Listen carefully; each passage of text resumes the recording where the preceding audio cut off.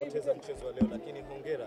Nini hasa ulikiona kipindi cha pili? Kulikuwa na mabadiliko makubwa kiuchezaji, ushambuliaji, ni vile chance mlioipata hamkuweza kuitumia. Mimi nafikiri tumepoteza mchezo katika kipindi chote.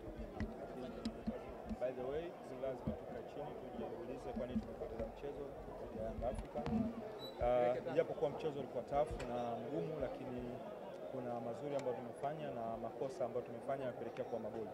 So ni muda kukaa na fikiri tukarudi chini na kuangalia wapi tulipoteleza. Wapi hasa Yanga alikuwa bora kiasi kwamba amewafanya Mtibwa ile mipango mliokuwa nayo katika mchezo wa leo isiweze kufanya kazi?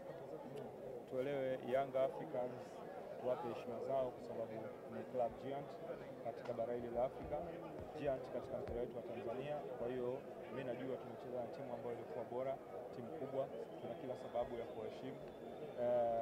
Lakini tumeingia, hatukuwa na nia ya kwenda kupoteza mchezo huu. Tulikuwa na plani yetu ya kuhakikisha tunapata alama, lakini tumepoteza. Tunajua tumepoteza na nani. Tutarudi chini katika kiwanja cha mazoezi na kuangalia wapi tulipoteza. Licha ya ukubwa wa Young Africans, umeridhika kiasi gani na kiwango cha wachezaji wako katika mchezo wako? Sio mbaya kwenye upande wa performance, lakini sio uzuri kwa sababu unahitaji results. Mpira ukicheza lakini bado tunahitaji results. Kwenye performance na shida ya timu yangu, performance bora.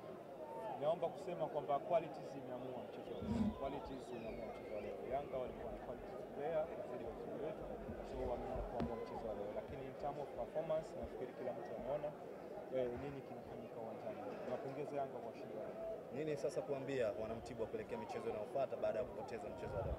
Baada ya kupoteza mchezo wa leo ni muda kukaa, tukarudi chini, tukajipanga na mchezo ujao. Ligi ni marathon.